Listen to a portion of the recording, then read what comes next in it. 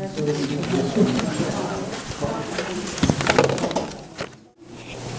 am very pleased to welcome John Broderick to Taylor Community. Mr. Broderick is the Senior Director of External Affairs at Dartmouth-Hitchcock and formerly served as Chief Justice of the New Hampshire Supreme Court. For the past 5 years, he has traveled throughout northern New England on a mission to change the culture and conversation around mental illness in an effort to destigmatize it.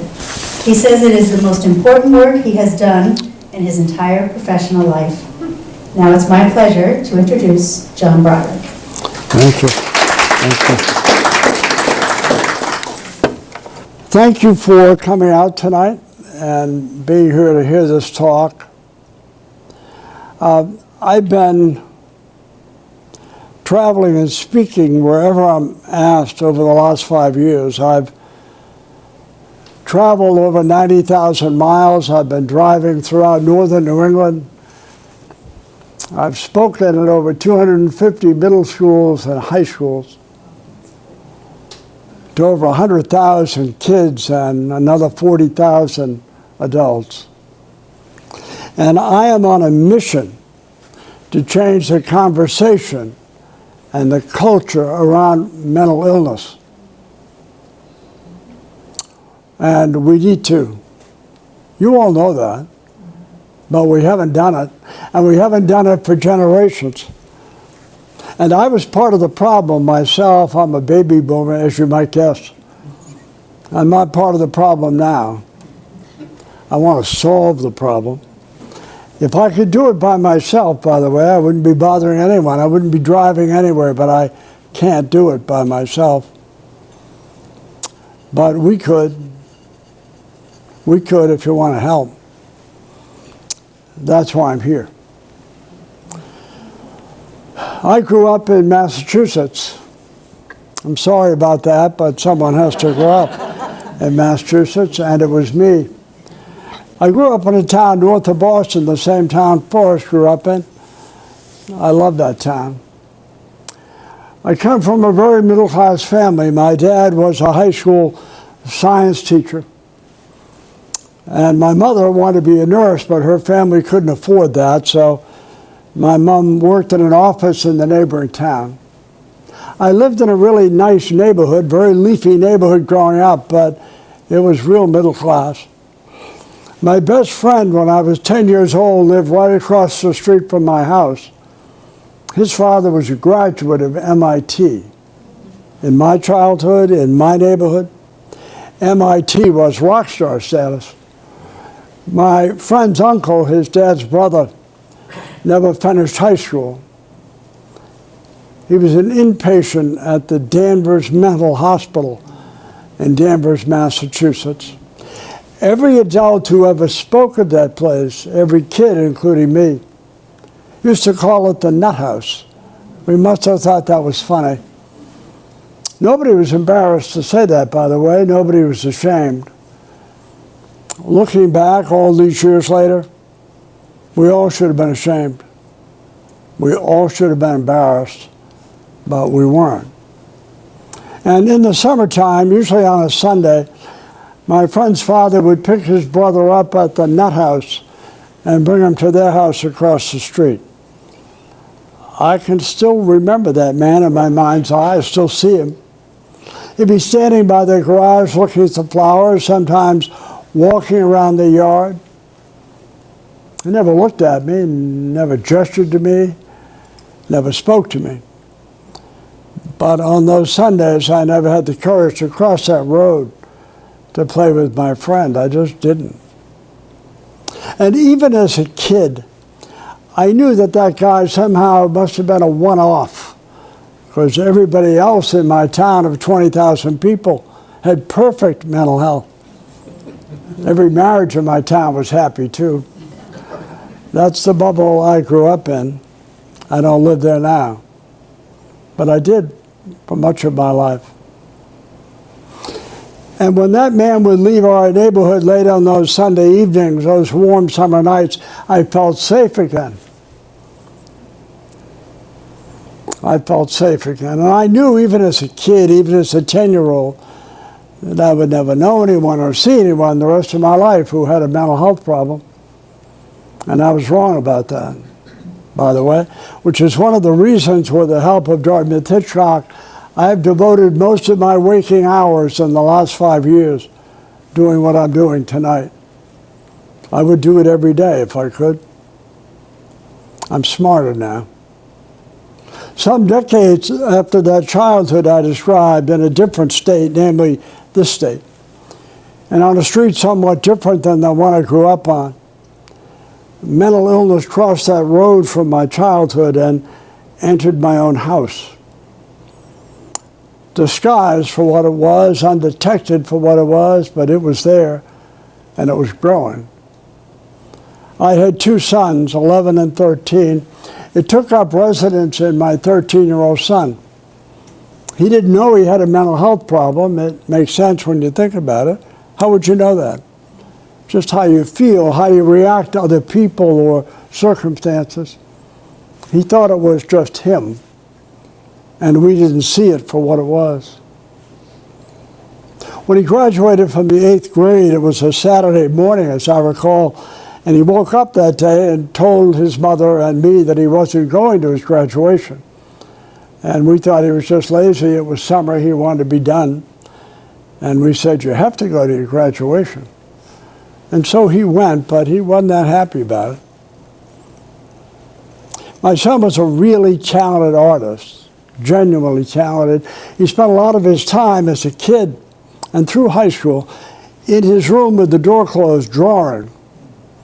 Today I would describe it as withdrawing. But I was pretty ignorant about mental health back then. I'm not ignorant now. I'm not ignorant now. My son started smoking in the 9th grade at Trinity High School in Manchester. I didn't know that. Got that pretty well hidden. He had friends at Trinity High School, but not as many as his younger brother, who was 2 years behind him. If you look at the yearbook for the year he graduated, you will see his photograph with all the other graduates at the back of the yearbook. But if you look through the yearbook at the candid shots, at the football games, the school dances, the school plays, you won't see him in those shots because he wasn't at those places. He's probably home drawing or withdrawing. I didn't see it then, but I see it now. I see it now. My son's really smart, but he never really did all he could in high school. He did okay, but I thought he was much more capable than his grades. But he always tested very well. And he got into a pretty good college in New York, and then off he went. And I don't know if it's a rumor, maybe it's true, you guys might know, but I hear sometimes when kids go off to college, they drink. Have you heard that?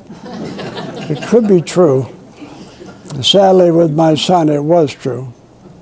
I didn't know he drank. And on some of those weekend phone calls, I could hear it in his voice. It was pretty unsettling. I talked to him about it. He'd say, Dad, I don't have a drinking problem. We really don't need to talk about it. Over time, my wife and I would be on the campus in New York, and his friends who we hadn't met would seek us out to tell us they were concerned about his drinking. We'd talk to him about it. He'd say, Dad, I don't know why they say that. I don't drink more than anybody else. I thought he must have, but I couldn't prove it or disprove it.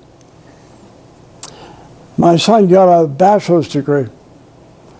Looking back with what I now know, I have no idea how he did that. I'm in awe of him. He'd done okay in college, not as well as he could have, but he tested well. And he got into a pretty good graduate school in Boston. And then he came home, was living with my wife and me in Manchester, commuted 3 days a week for classes. And once he got home, it was pretty clear he was drinking pretty much every day. Trying to hide it, trying to disguise it, but he really couldn't. And so we'd talk to him about it. He'd say, Dad, we don't need to talk about this. I don't have an alcohol problem.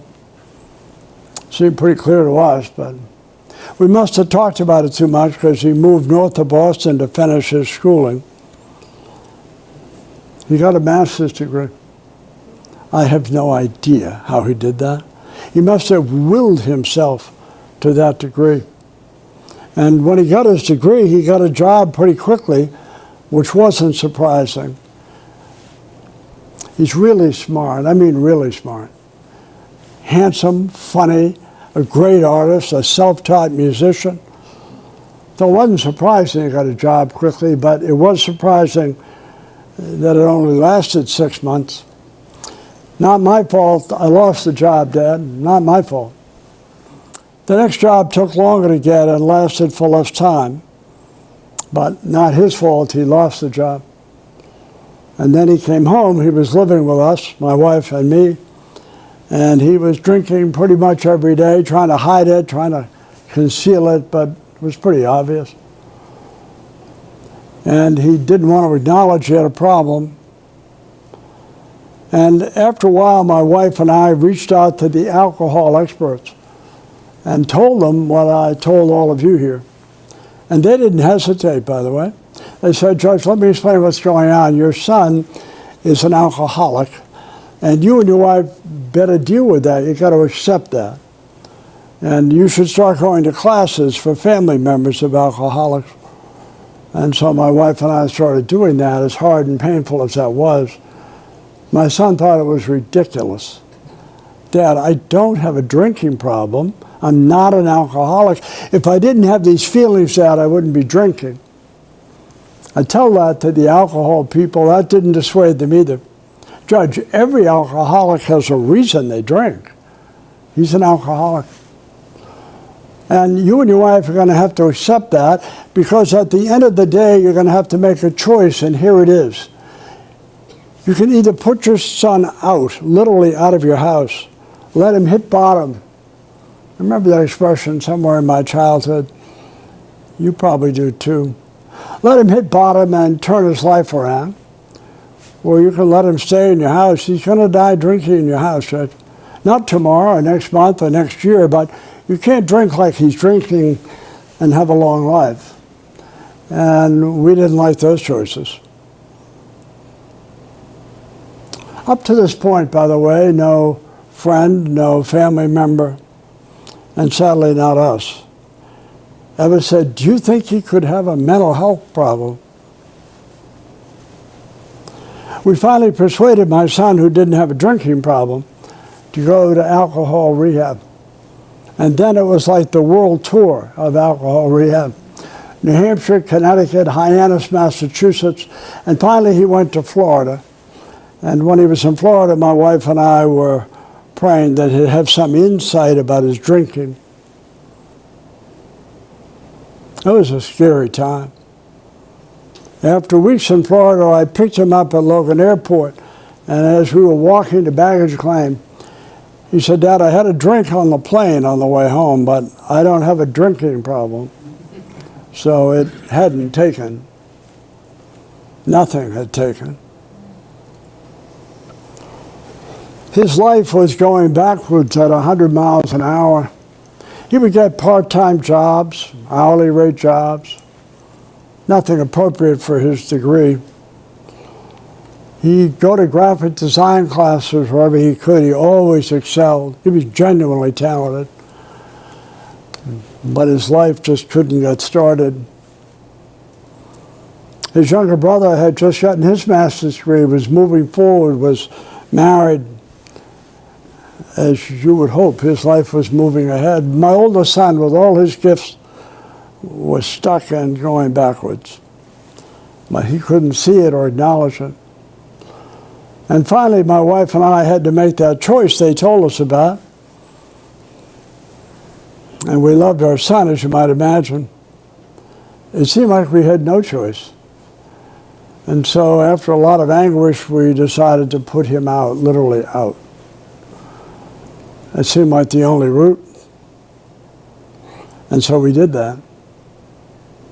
I was on the Supreme Court of our state at the time, and I would drive from Manchester, where we lived, to Concord, where the court was, every day. And on the way up and on the way back at the end of the day, and probably for most of the day, to be honest, I was worried about where he was. Was he driving?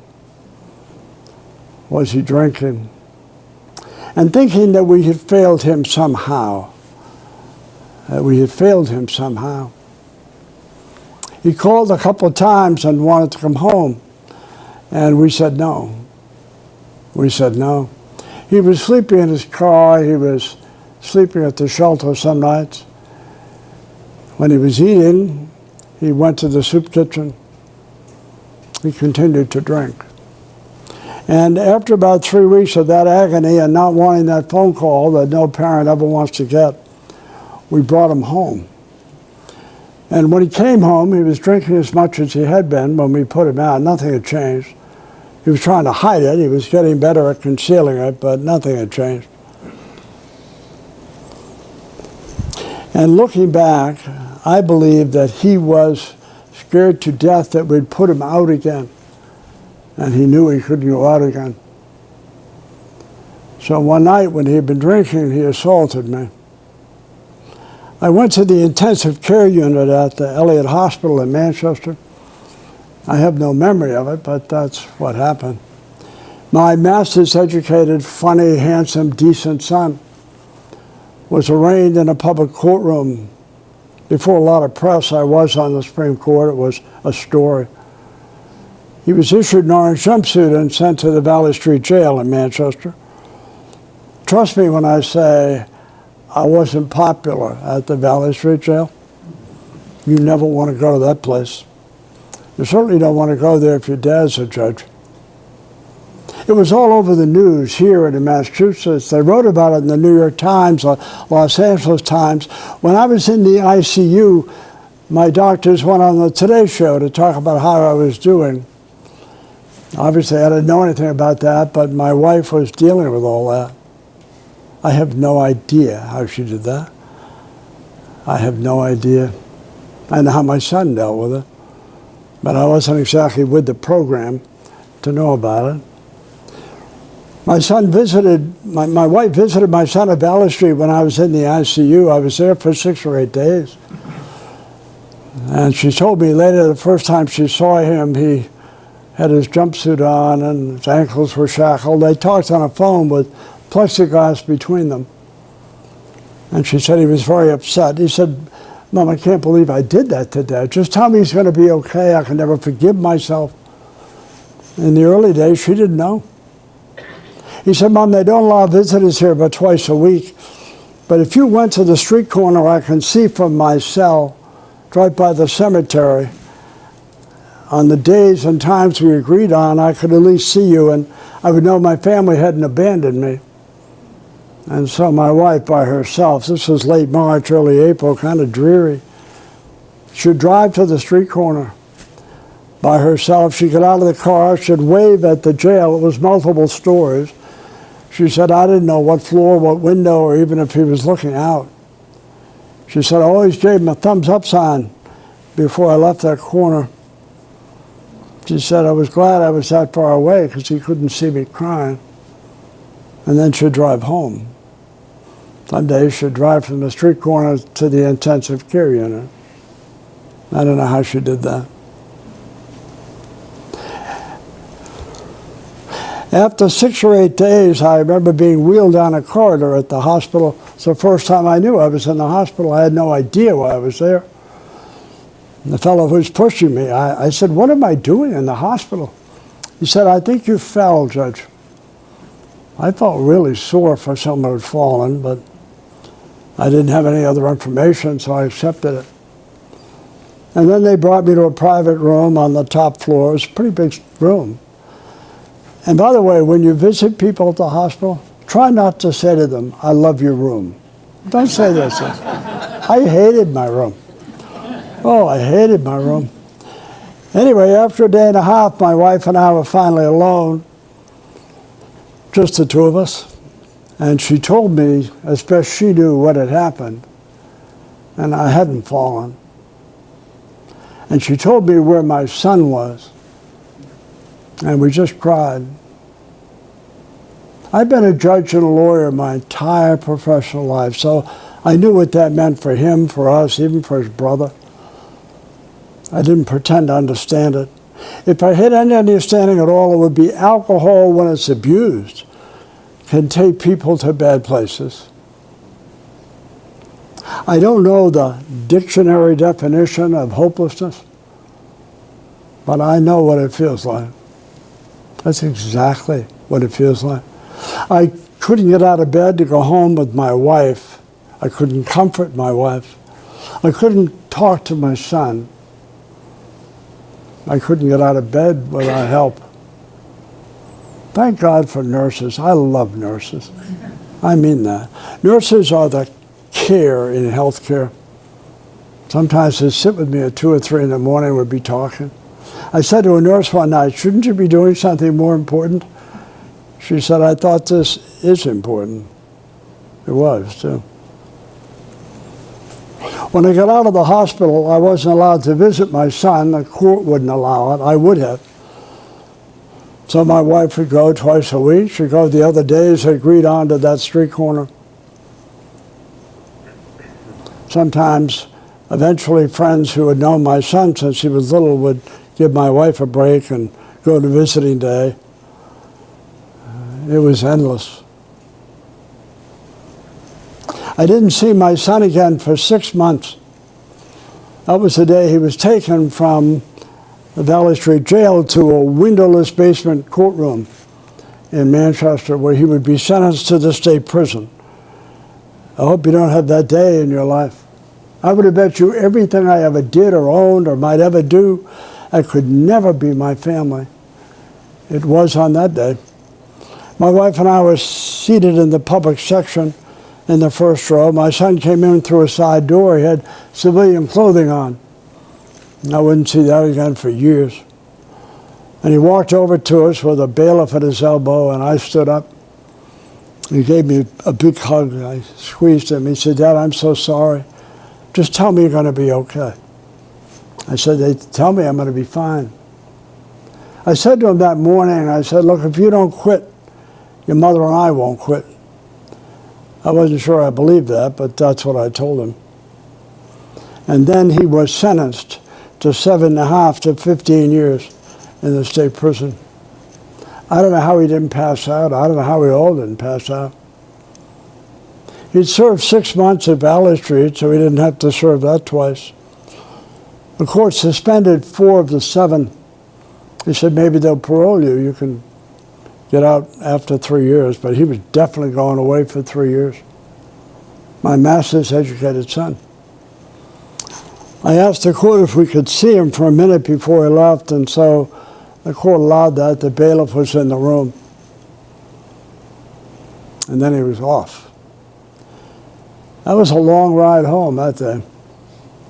They don't lie to visit new inmates for at least 30 days. They evaluate every new inmate. What are their issues? Where should they live on the prison campus? But we were eventually allowed to go up.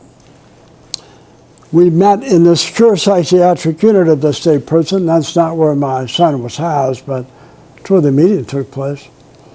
We met with the head psychiatrist, 2 social workers, my son, who had to allow it. Kind of an antiseptic feeling place, kind of clicking heels on linoleum feel to it. Anyway, the psychiatrist started the meeting out by saying, Judge, I've come to know your son since he arrived here. I really like him. He said he's very smart. He said he has a wonderful sense of humor. He has every life skill you need to be successful. I remember saying to him, I know that, doctor, but we're in the prison here. He said, I know that too. Let me tell you what's going on with your son. Your son has really serious depression. He has panic attacks, that feeling you're about to die, and anxiety, which he described as virtually off the charts. He said, Judge, he was drinking to deal with that. Don't get me wrong, it wasn't a good choice, but it wasn't illogical. It was the only way he got relief. The problem, Judge, you need to drink more and more and more. It's a black hole. He said he was self-medicating his mental illness. And when he said that to us in that place, I knew we had failed him. I was a parent. I should have known something about mental illness. I didn't. I thought all mental health problems were essentially hopeless. I know they're far from hopeless now, but I didn't on that day. He said, we're going to try to work with your son and turn his life around. I thought the chances of that were 0. We visited twice a week.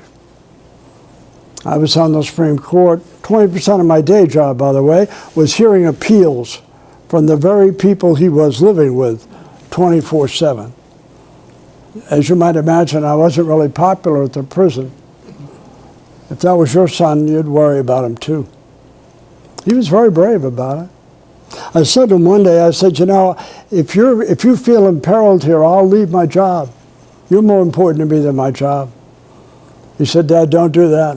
You work too hard, don't do that. If it gets bad, I'll tell you, Dad, but don't do that. He never asked me to. Every night when we were there, twice a week, he would come out, he hugged us every time. And finally, after 4 months, he said, Dad, I feel so different. I said, what do you mean different? He said, Dad, I'm sleeping through the night now. I haven't done that since I was really little. My mind isn't racing, Dad. I can focus. I'm teaching at the prison now. I said, well, what are they doing for you? He said, well, I see a counselor here, Dad, pretty regularly. And I take medication now at night and in the morning. It's changed my whole life, Dad. I didn't know you could feel like this, he said. And when he told us that in that place, I knew we had failed him. You don't want to find that out in a prison waiting room. After 3 years, he was up for parole. I was Chief Justice then. I said, you deserve to be paroled, but they won't do it. It's going to look like they're favoring the judge's son. I was trying to prepare him for that. And they paroled him. My wife and I went to the parole hearing that day. There were 26 inmates who had hearings. The only people I wanted to talk to were my wife and me. That's okay. So when we've been outside the jail, they had a camera crew from Channel 9. They put a camera like 8 inches from my face and said, do you have anything you want to say? I said, actually, I do. We're really happy my son's leaving here. And I want to tell you something else. My son's not a bad person who's suddenly a good person. He's always been a good person. He's now well. And those are very different things. My son, who is drinking almost every day for years, has not had a drop of alcohol in over 15 years. He said, Dad, I could spend the night in a liquor store. I wouldn't drink. I might have a Coca-Cola like you, Dad, but I wouldn't be drinking. I know treatment works. That first Thanksgiving when he was home, we were driving to pick up some last-minute item. He hadn't been home for 4 years. And he was in the passenger seat tapping his chest. He said, Dad, have you always felt like this? I said, what do you mean like this? He said, good, Dad, like I feel. I said, I probably have. I knew I had failed him. On that same trip, he said to me, Dad, when I was at the prison, they gave me an IQ test. I knew he was smart. I was curious. I said, how did you do on that? He said, well, they told me that I was 3 points below genius on the IQ test. So I was kidding. I said, you couldn't be a genius? He said, Dad, my ankles were shackled. They were watching me through a two-way mirror. That must be worth 3 points. I said, okay, you're a genius. I don't know if he is or not. He's a lot smarter than me. So why am I here? I'm a baby boomer, as I said, and the world I'm from, no one talked about such things. It was too awkward, too invasive. I learned that lesson. But what I didn't expect is in the first year my son was in the prison, people would stop me at grocery stores, gas stations, pharmacy counters, all of them strangers, all of them who recognized my face or knew the story. And they'd all come up and say, hey, Judge, you're looking good. I knew what they meant. I said, thank you, I'm feeling better too, and my son's doing much better now. Oh, I didn't want to ask you about your son. I said, that's okay. We saw alcohol only. We didn't know about the mental health issues, but he's doing so much better now. And every one of those people, every single one, would then open up to me. My mother, my father, my aunt, my cousin, my sister, my brother, myself. I heard about anxiety, depression, suicide, schizophrenia. I heard about every form of mental health problem. It was eye-opening to this baby boomer. I remember saying to my wife many nights, We thought we were alone down there in the Valley of Mental Illness. There were a lot of families down there. We just never looked up. We never saw them. I see them now, by the way. But I didn't do anything about it. I wanted just to go away. As my wife always said, when you bury things that hurt you, you bury them alive. But I was trying to do that. Anyway, about 6 years ago, I got involved in the campaign that brings me to Laconia. I got a call from Bill Gunn, who was a psychologist at the Concord Hospital. He retired 2 years ago. He said, John, I have a friend. Her name is Barbara Van Dalen. She's a psychologist in Maryland. She wants to start a national campaign on mental health awareness. And she asked me, Bill Gunn, since I know her, she asked me to chair it. She wants to begin the campaign in New Hampshire. And I couldn't imagine why he was calling me. And he said, the reason I'm calling, I want to ask you to co-chair that campaign with me. The goal of the campaign was to make the 5 most common signs of mental illness, as well known or as widely known, as the signs for a heart attack or a stroke. I thought it was genius, by the way. I still do. I know most of the signs for a heart attack or a stroke, so do you.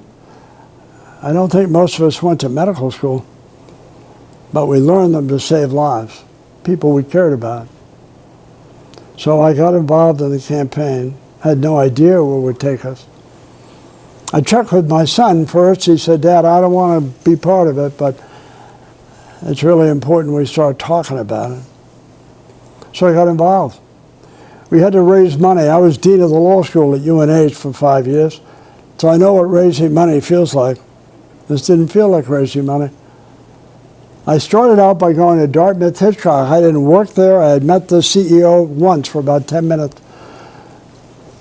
I met with Dr. Weinstein in his office. I told him what I was doing, and he gave me money.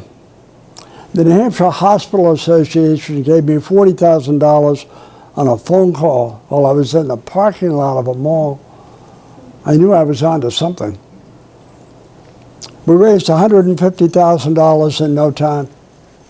When I got to $135,000, I called Governor Benson, who I had known politically.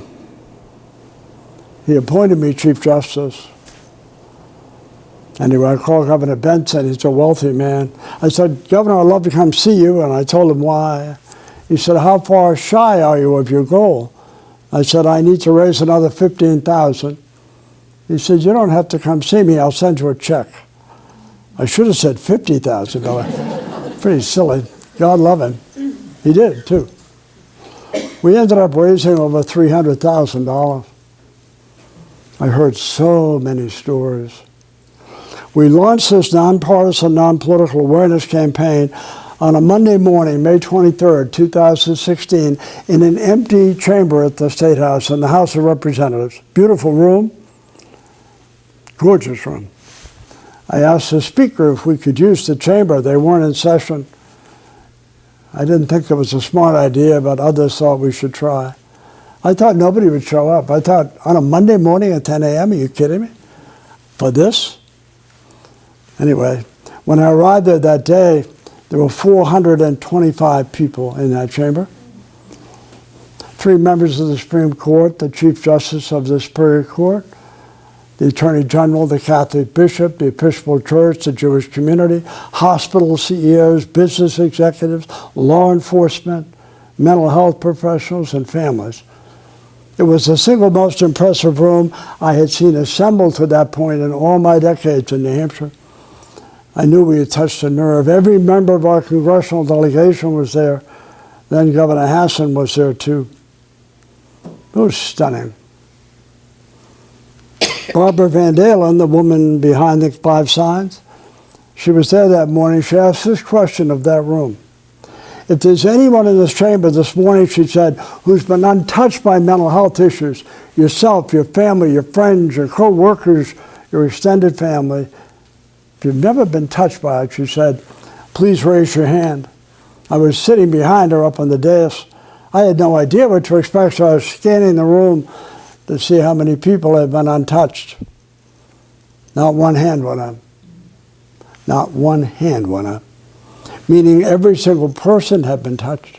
I said to her later, Barbara, how is that possible? I said, John, just because people don't talk about mental health doesn't mean a lot of people aren't dealing with it or families aren't. I know that now. We didn't have a plan. We were the only state in the country to be doing this.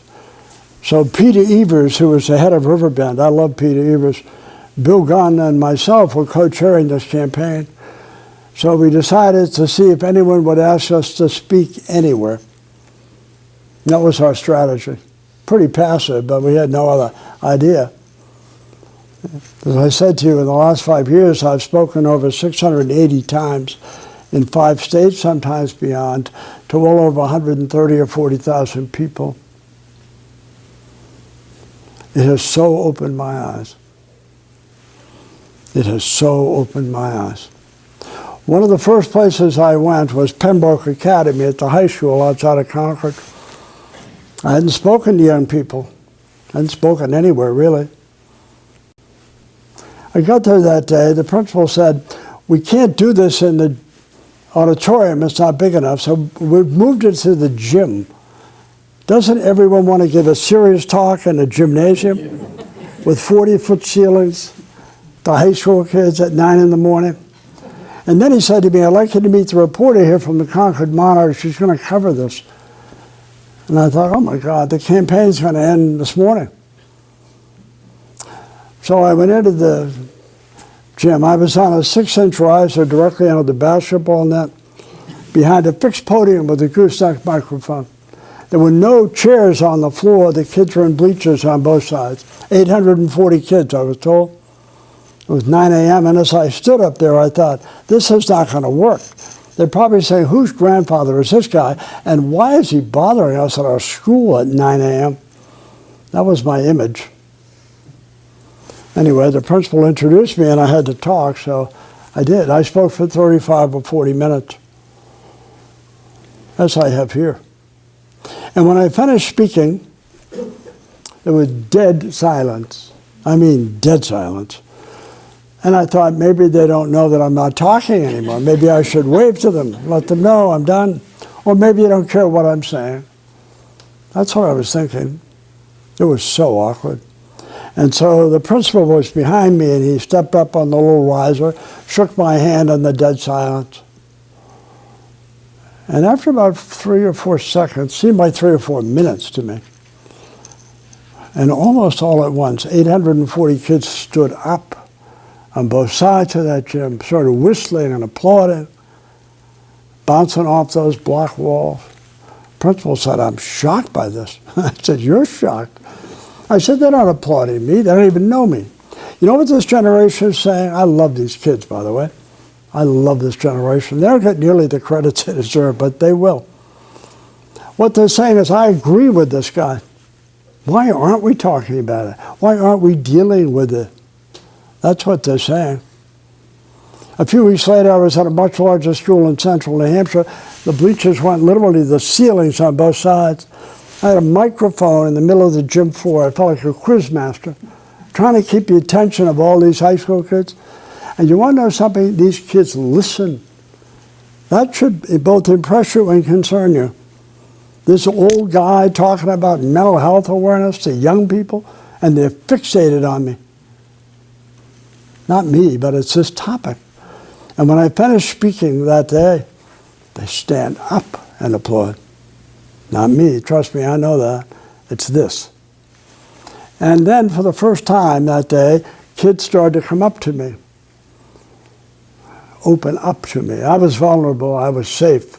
I wouldn't be judging them or shaming them or blaming them. They wanted to talk about it. The first guy that came towards me that day looked like Rob Gronkowski. He was a big guy. He had long hair and a baseball cap on backwards. He's about 6'3". I said, I hope I didn't upset this guy. He could have broken me in two. So he got about a foot or two from my face. His eyes were wet. I'm in the middle of a gym floor. He said, can I ask you a favor? I said, sure, what? He said, I'd like to give you a hug. Can I do that? I said, you're 6'3", sure. Hug away. He started hugging me, this linebacker. like I was a life jacket in a storm. It was very humbling. And then he opened up to me about his own mental health story. Oh my God, I couldn't imagine he was even in school. I remember saying to him, "You may be the bravest guy I'm going to meet my whole life. Can I return the hug?" He said, "I'd love that." I've been hugging linebackers in high school gyms. I've been to 250 to 300 schools. I've hugged so many kids in pain. I've hugged kids who have told me they had tried to kill themselves or were planning to. Some of them as young as the 6th grade. Some of them as young as the 6th grade. One of the law schools I went to before COVID struck was a middle school in southern New Hampshire. I spoke to 6th, 7th, and 8th graders. That's the audience. I'm the oldest person that's probably ever spoken to them. They listen. The 6th graders were in the front. They were in chairs. And when I finished speaking about this topic, the 6th graders jump up and start applauding. Think of your own years in the 6th grade. You would have been saying, "Why is he bothering? That's what's he talking about?" They know exactly what I'm talking about. And that day, this little girl came up to me. She looked so angelic. She had the most beautiful blue eyes. She had blonde hair. She probably told me she was a 6th grader. She thanked me for coming. Then she started talking to me about her life, about her home life, about how school was hard. And she said, "Can I share something with you?" I said, "Of course." She said, "I'm going to kill myself. I want you to know that." I just hugged her. By the way, I violate the no hugging rule every school I go to. I violate it every time. I don't care. I hugged this little girl who I just met, and I said to her, no, we're not doing that. That's not who you are. That's what's bothering who you are. You can get help for that. It's not who you are. I said, "Have you talked to anyone at the school?" Her parents were a part of the problem, so I couldn't say talk to your parents. I said, "Have you talked to anybody at school?" She said, "No." I said, "Okay." I said, "Do you know what a pinky promise is?" She thought I was so cool that I knew what that was. She said, "Yes, I do." I said, "Well, lock little fingers and we'll make a promise." She said, "You can't break those, you know." I said, "I know, that's why we're going to do a pinky promise."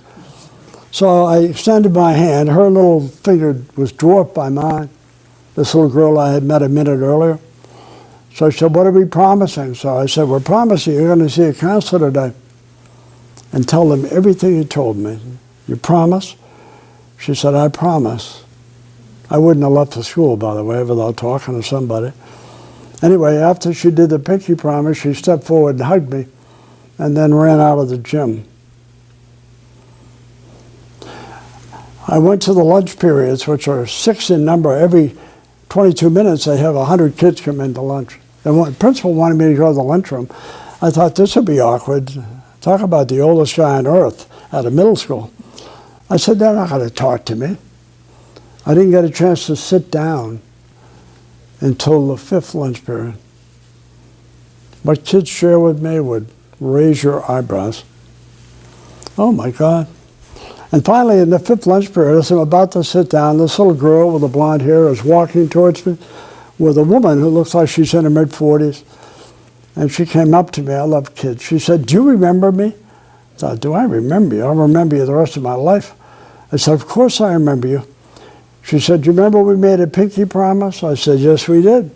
So she pointed to the woman. She said, "She's the counselor. I kept my promise." I said, "You're as smart as I thought you were." And she hugged me, this little girl, and ran to her table. And the counselor said to me, "You know, we usually know who the kids are who are having problems. We didn't know about Morgan." She stopped me in the stairwell and said she gave a pinky promise to the judge. She wanted to keep it. She's coming to see me this afternoon. I went home that day. I said to my wife, "Could I have had a more important conversation with anyone on earth that day?" I didn't think so. I've had a number of those conversations around New England. We need to change the conversation. When I say to you, these kids, this generation of Americans are the least judgmental generation of Americans in the history of our country. They're not perfect, unlike baby boomers, because we were perfect, but they're not perfect. But they're so much less judgmental than I was. They want to have this conversation. They have it with me. They have it with me because I won't shame them or blame them. We don't have a mental health system in the United States. You all know that. You know why that is? Because we don't insist on it. I was telling Brenda, when I was a child, my mother used to whisper the word cancer. She used to whisper it. Some people weren't even that brave. They'd say he or she has the C word. I couldn't imagine why my mother was whispering. Maybe if we said out loud, you could actually get cancer. When I was a child, no adult I ever heard said the word breast publicly, other than Hugh Hefner, Playboy magazine. He said it. No other adult ever said the word breast. And people whispered cancer if they were brave enough. And now we say breast cancer. Look at the progress. 300,000 women last year had breast cancer diagnoses. Almost all of those women will lead a normal or near normal life expectancy. Many of them would have died when I was a kid. And my mother would have said, Mrs. Smith died prematurely. That's how they dealt with that. Everyone in this room knows the color for breast cancer awareness. Every American knows that color. What's the color for mental health? Most people would say, you're kidding, it has a color. That's the problem. In the 1980s, when the AIDS epidemic broke out, you remember that? Who are these horrible people? If I touch them or I breathe the same air, I'm in the same room, could I get AIDS? We ostracized them, stigmatized them. And then in the fall of 1991, Magic Johnson, we love Magic Johnson. We love Larry Bird more, but we love Magic. He had a press conference in Los Angeles and said, I have HIV. I'm leaving the NBA. And we didn't want to lose Magic. Suddenly it was okay to have HIV. He just retired a couple of years ago as president of the Lakers. That's all good, by the way. Used to be that way, too, for heart disease and ALS. We don't have a mental health system in the United States. And my plea to people wherever I go is not only do we need to learn about mental health and know that treatment usually works, but we don't have a system. We don't have access. I was telling Brenda, in March of this year, I had a phone conversation with the Rosalind Carter Chair of Mental Illness at Emory University in Atlanta. The head psychiatrist at Dartmouth Hitchcock knew him and set up the call. You can imagine the resume this gentleman had. I asked him this question in the call. I said, Doctor, how would you rate the mental health system in the United States? 1 being terrible and 10 being the gold standard. Where would it be on that 10-point scale? This is March 2021.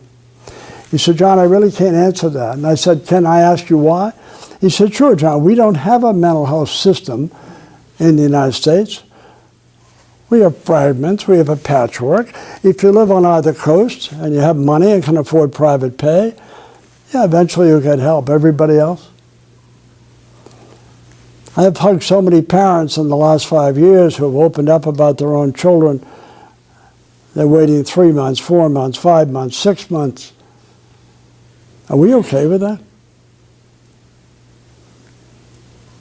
Last year in the United States, we lost over 47,000 people to suicide. Every 90 minutes, plus or minus every single day, including this day, some brave American veteran, he or she, takes their own life. We lose 20 veterans a day in America to suicide. We don't talk about that much. That's kind of uncomfortable. Do you realize last year and for many years before last year, more police officers in the United States died by suicide than every other cause in the line of duty combined? I didn't know that.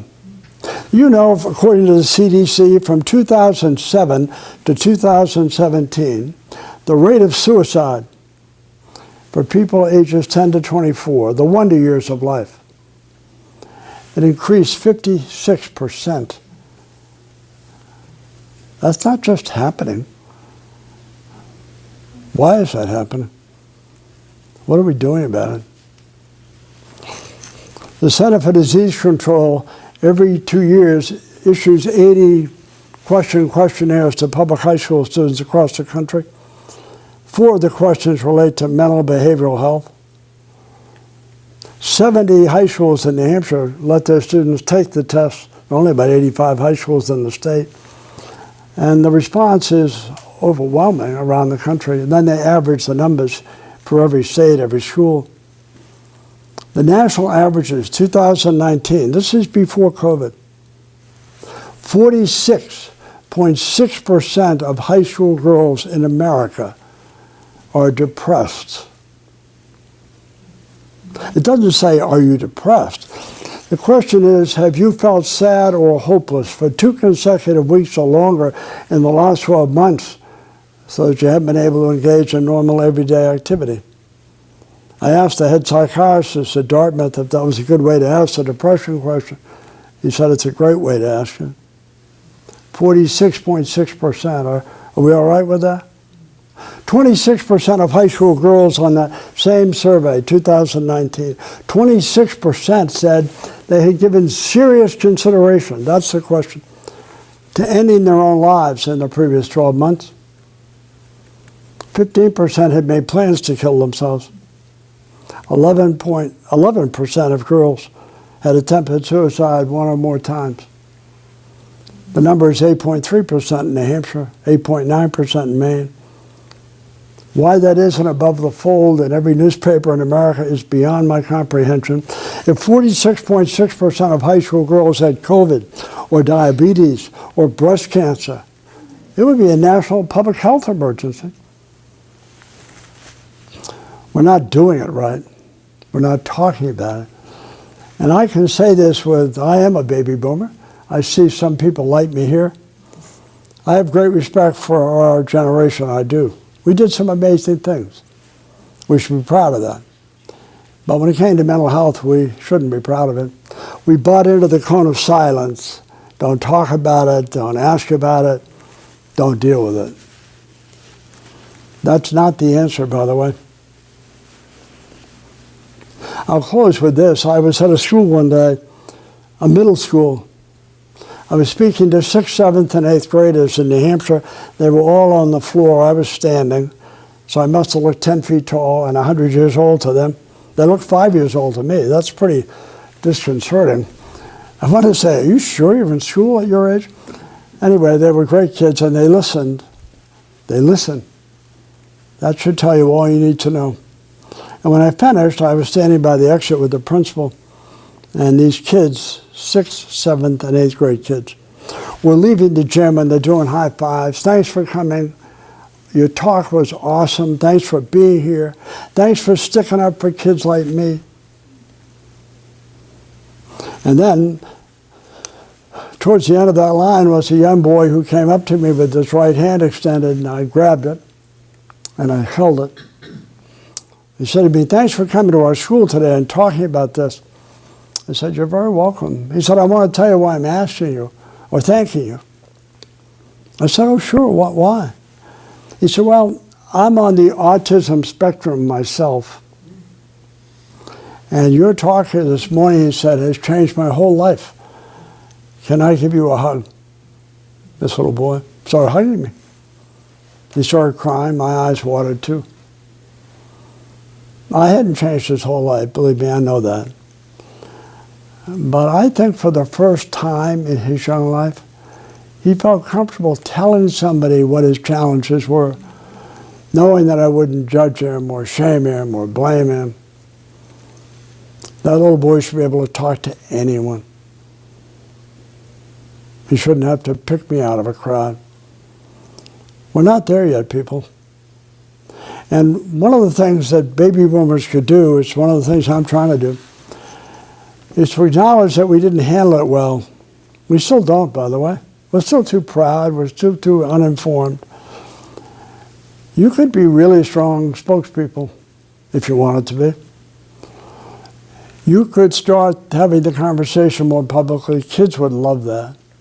These kids are having the conversation, but they don't want to share it with you. They probably would never share it to me if I went to their school as Judge Broderick.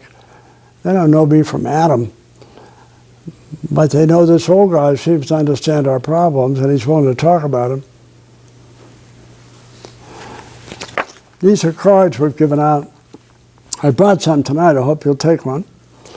These are the 5 most common signs of mental illness. They're not diagnostic of a specific mental health problem, but it'd be pretty hard to have a mental health problem and not have these, or some of them. Not feeling like yourself. We all know what that is. I don't mean for a day or two. I mean persistently, you don't feel like yourself. You're agitated. We're all cranky some days, I get that. But on a persistent basis, are you agitated? Or some you know or love seem to be more agitated than they used to be. Are you withdrawn? I don't mean shy. Shy is not a mental health problem. My son was withdrawing. I didn't see it then. I see it now. Are you taking care of your personal hygiene? So if somebody's always been pretty circumspect about how they look and dress, and suddenly something's going on, that could be a sign. And the last sign on this card is a feeling of hopelessness. I don't mean sadness. Sadness is part of the human condition. We're all sad from time to time. But if it persists and it feels like there's no exit, that can be a problem. On the back of this card is how do you react to it when you see it? I know how I reacted for most of my life. I didn't see it, or maybe pretended I didn't. That's how baby boomers reacted. We all had some relative, some family member who's a little odd, a little different. We always had an explanation for them. It might have been mental illness. My son says to me all the time, by the way, Dad, I don't care how old you are. I don't care what your mental health problem is. Everybody like that has 2 things in common. I said, what is that? He said, number 1, you didn't ask for it. That's true. And number 2, you don't deserve it. That's true too. And if you believe those 2 things, which I hope you do, that it's not a choice, why is it that we have stigmatized it forever? It's time to change it. We've given out about 470,000 of these cards. I don't mean drop them from a helicopter. I mean giving them out. My goal when I started was to have one on every refrigerator in New Hampshire. And then it was every refrigerator in New England. And now it's every refrigerator in America. I've got a long way to go, as you can see. And so I can never get this job done, much as I'd like to. But with your help, and the help of friends and relatives, we could really make a dent. Because we need to. On Valentine's Day this year, this is my last statement to all of you, Valentine's Day this year, in this state, there were 51 children and adolescents having acute mental health episodes in lockdown in community hospitals because there were no beds for appropriate treatment. And community hospitals are great, don't get me wrong. They're the backbone of healthcare, but they're not great for acute mental illness. Some of those 51 kids and adolescents were in lockdown for hours. Some of them were in lockdown for days, and some of them were in lockdown for weeks without getting appropriate care. Are we okay with that? Are we okay with that? If those 51 people were adults, people our age, at risk of a massive heart attack, and they said, well, we really can't treat you, so we'll put you in a locked room, no television, no visitors, and hopefully you won't die in the meantime. Everyone here would say that's immoral. Get them to Mass General, fly them somewhere, take them to Dartmouth. You can't let them die. We don't have that sense of urgency with mental illness. 1 in 5 adults, by the way, 20% of all the people you see have a mental health problem or will. 1 in 5 adolescents and 1 in 5 children. It's not one person across town with a broken shutter on their house. 20%. That translates to tens of millions. 1.4 million lawyers in America. I'm a lawyer. I love lawyers. I see one here. I love lawyers. But that might be enough, 1.4 million. 675,000 CPAs, 28,000 psychiatrists for a nation of 333 million people. You know why that is? They're among the lowest paid members of the medical profession. They don't get reimbursed at the same percentage as your orthopedic doctor or your neurologist. We don't have enough mental health counselors, psychiatric social workers, psychiatric nurse practitioners, because we don't incentivize people. My question always is, so when would be a good time to change that? What are we waiting for? I don't want to sound righteous here because I was part of the problem. I'm not now. I see it now. But I would love to have your voices. I really would. Anyway, we have these cards. Please grab one and share the signs. If you want more, I can get more to Brenda. It's a really important topic. Anyway, thanks, guys. You've been wonderful. Thank you.